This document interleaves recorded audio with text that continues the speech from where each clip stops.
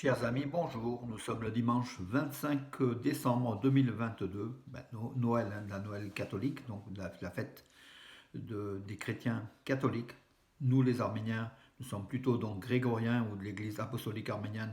Ça sera le 6 janvier, notre Noël à nous, donc la naissance de Jésus. Mais nous sommes en France, donc en milieu catholique, en Europe catholique, et on fête aussi également donc Noël, comme toutes les familles ici, en parfaite intégration réussie bien sûr, avec cette spécificité arménienne, cette nature arménienne qu'on garde dans nos cœurs et dans nos esprits. Voilà mes amis, en tout cas, bonne fête pour tous nos amis, pour tout le monde, en fait, pour toute l'Europe et puis le monde chrétien qui fête Noël. Donc hier à Bethléem, donc messe de minuit, également donc au Vatican. On aurait pensé, on aurait aimé, donc quelques phrases, quelques mots, une nouvelle fois, pour les chrétiens arméniens, la première nation chrétienne au monde, les Arméniens, qui souffrent en Artsakh, dans un Artsakh bloqué, donc soumis à un blocus, avec les 120 000 civils arméniens qui souffrent et qui ont passé donc Noël, même s'ils ne fêtent pas Noël. Ils ont allumé comme l'arbre de Noël géant, hein, vendredi, oui. Donc du coup, que le monde puisse aussi penser à ces Arméniens et le monde chrétien et catholique aussi. Pourquoi? Bon, bah écoutez, la réponse, on a des éléments, mais malheureusement, donc les Arméniens, premier peuple chrétien au monde, peuvent même déranger l'Église catholique, l'Église romaine tout simplement, parce que les Arméniens ont cette spécificité justement, leur pratique religieuse de l'Église grégorienne, qui est une Église nationale en fait, hein, voilà, qui dérange peut-être un peu le Vatican, mais en tout cas, les Arméniens sont laissés à leur sort, tout simplement. Hier, les Arméniens prennent eux-mêmes leur défense. Hier, donc place de la Renaissance à Stepanakert, rassemblement de plusieurs centaines d'Arméniens de l'Artsakh réunis, donc réunis à l'appel de Tigran Petrosyan, qui est un leader politique, avec organisation d'une marche. Donc ces Arméniens ont marché vers Chouchi. Les centaines d'Arméniens ont marché vers Chouchi pour demander aux forces russes de maintien de la paix d'ouvrir le corridor de la Chine, le blocage qui se fait au niveau de Chouchi. Ils n'ont pas demandé, ils ont exigé, voilà. Et bonne nouvelle ou nouvelle à confirmer, donc les Russes ont confirmé, ont affirmé que le 26 décembre, donc ce sera demain, que ce corridor de la Chine sera ouvert. Voilà, donc l'espoir naît sous une pression du peuple de l'Artsakh, sous la pression aussi internationale, parce que les commentaires, quand même, cette affaire-là n'est pas restée inaperçue. Et a priori, c'est plutôt une victoire de l'Arménie. Bon, on ne va pas vendre la peau de l'ours avant de l'avoir abattu, mais c'est plutôt une victoire des Arméniens face aux Azéris. Ça se retourne contre eux en fait, hein. Justement, le monde entier a condamné, le Conseil de sécurité de l'ONU, l'Europe, la France, la Russie, les États-Unis. Tous les pays ont condamné, ont demandé à l'Azerbaïdjan la levée du blocus. C'est une arme qui se retourne contre justement l'Azerbaïdjan. Le seul élément, c'est les Russes. Les Russes, pourquoi Lavrov a reproché au ministre des Affaires étrangères d'Arménie, Ararat Mirzoyan, de ne pas s'être rendu, d'être coupable de ne pas s'être rendu à Moscou pour la réunion entre Lavrov, Bayramov, son homologue donc azéri, et l'Arménien Mirzoyan.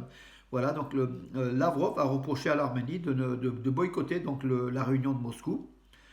L'Arménie avait donné déjà la réponse pourquoi elle n'allait pas. C'est cette affaire de la Chine, de ce corridor de la Chine, dont on pense que les Russes ne mettent pas tout leur cœur, tout leur poids pour lever le blocus. Voilà donc le problème. Et peut-être que volontairement, ils font traîner la chose pour essayer de mettre une nouvelle fois à genoux l'Arménie ou l'Artsakh. On ne sait pas. En tout cas, cette attitude de la Russie n'est pas juste envers l'Arménie. Ça montre quand même une certaine tension. Ça montre peut-être un a priori aujourd'hui pris. Donc la politique de Moscou se rapproche plus de Bakou que d'Erevan. On verra. De toute façon, les Russes vont se faire avoir de toute façon, hein, parce qu'en fait, avec les Tataro-Turcs aujourd'hui, le couple turco-azéri, les Russes croient gagner quelque chose, mais en fait, ils ne gagneront pas. Tout ça, se retournera contre la Russie, vous allez voir. Et l'ami fidèle, l'Arménie restera toujours fidèle à la Russie, au monde chrétien, enfin chrétien, aujourd'hui la politique ne se fait pas au niveau de la religion, vous le savez, mais au monde civilisé du moins, voilà. Et la Russie se rendra compte que l'Arménie est un partenaire fiable et sur lequel il faut qu'elle compte et qu'il faut qu'elle l'arme face au danger extérieur de la menace pantouranienne. Voilà mes amis pour cela, donc la manif aujourd'hui, Rupen Vartanian, le ministre d'État donc, de la République d'Alsace, a appelé à une manifestation à 14 heures. Donc chez nous, ça sera 11 heures puisqu'il y a 3 heures de décalage. À Stepanakert, donc une méga manifestation pour exiger la levée du corridor du blocage du corridor de la Chine et puis le droit du peuple de l'Alsace à vivre sur ces terres millénaires, voilà, à vivre libre, avec un statut sur ces terres. Voilà donc l'enjeu aujourd'hui de la manif géante qui se déroulera à Stepanakert. Elle devait se dérouler il y a une semaine, un peu plus d'une semaine, mais elle avait été annulée pour x, y raison. En tout cas, aujourd'hui, a priori, à Stepanakert, une grande manifestation. Ça aurait été pas mal qu'en Arménie, à Yerevan, ça soit aussi pareil, mais l'Arménie est peut-être a d'autres soucis avec Pachinian, avec l'opposition, avec justement les fêtes de fin d'année, voilà. Mais qu'on n'oublie pas ce peuple arménien de l'Artsakh qui est sur son îlot, donc coincé, entouré donc d'ennemis azeris tout simplement. Et la seule route qui lie Stepanakert à Goris, donc l'Artsakh à l'Arménie, est bloquée aujourd'hui par les Azeris, hein, peut-être aussi par peut-être un petit peu par les Russes aussi, qui ne veulent pas peut-être trop bouger pour laisser un peu de faire plaisir un petit peu à Erdogan. Voilà, c'est ce qu'on pense aussi. Hein, je ne suis pas le seul aussi à penser ça. En tout cas, hier dans le Figaro, donc les 200 intellectuels, artistes et personnalités politiques qui ont signé donc comment dirais-je, un message de solidarité envers l'Artsakh, c'est vraiment quelque chose de fort. Je reviens vers l'affaire donc de Paris, l'assassinat des trois Kurdes à l'Institut culturel kurde de Paris. Bien sûr, toute notre solidarité aux Kurdes, qui ne sont pas nos ennemis, qui ont été utilisés lors du génocide par les Turcs, mais qui ne sont pas des ennemis, puisqu'en fait, ils sont nos, comment dirais-je, ben, beaucoup de Kurdes sont d'origine arménienne, vous le savez aussi. Mais en tout cas, cette affaire de quelqu'un qui a été mis en asile et qui est sorti de prison, ça ne tient pas trop. Les services secrets turcs sont peut-être, sans doute, dans cette affaire-là, et peut-être, donc j'accuse pas, une complicité des services secrets français. Peut-être, voilà. Pour rendre la monnaie à Erdogan, pour avoir donc des échanges futurs.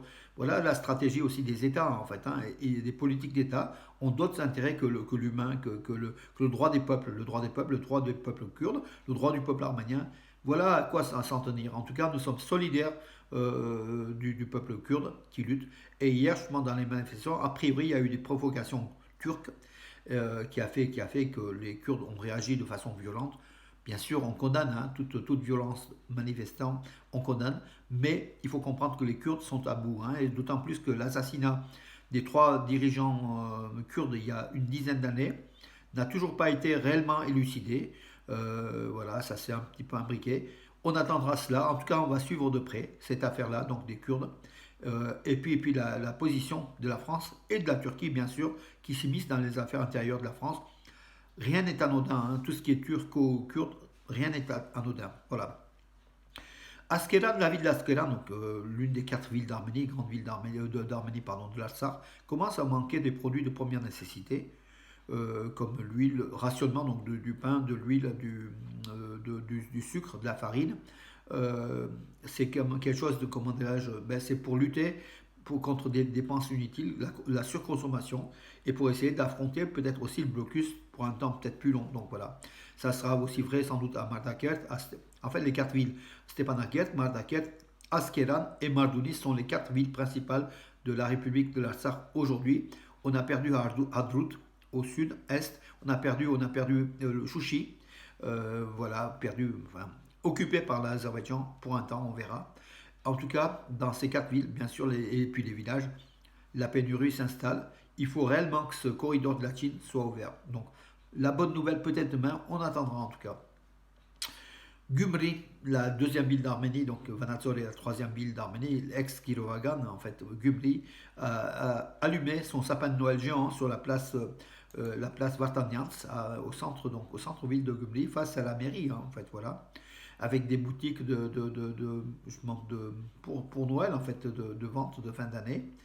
Le village de Noël, donc l'illumination du sapin. Ça donne un peu de baume au cœur des habitants de Gubli qui ont souffert depuis plus de 30 ans en fait, hein, suite au séisme de 88 qui a ravagé une bonne partie de la ville.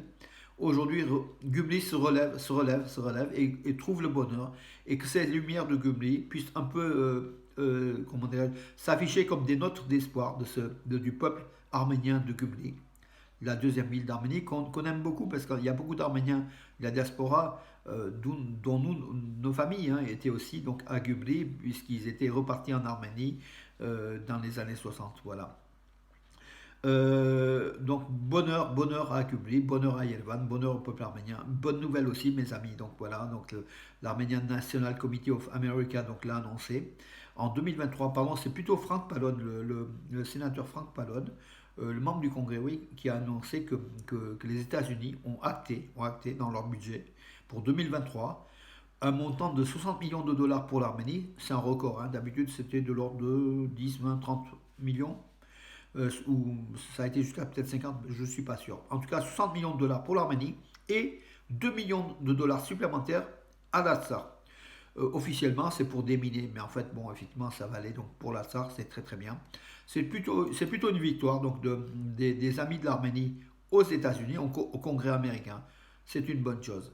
Et puis, donc, oui, la bonne nouvelle aussi, hier, un enfant, un bébé d'un nourrisson de 4 mois, a été ramené de l'Artsakh vers l'Arménie et passé par le corridor de la Chine, bien sûr par des voitures de la Croix-Rouge internationale qui sont habilitées donc à traverser des frontières sans problème. Voilà, donc l'enfant a été pris en soin, il était en état critique, il a été pris en soin à Yerevan. Voilà, sa vie est sans doute sauvée.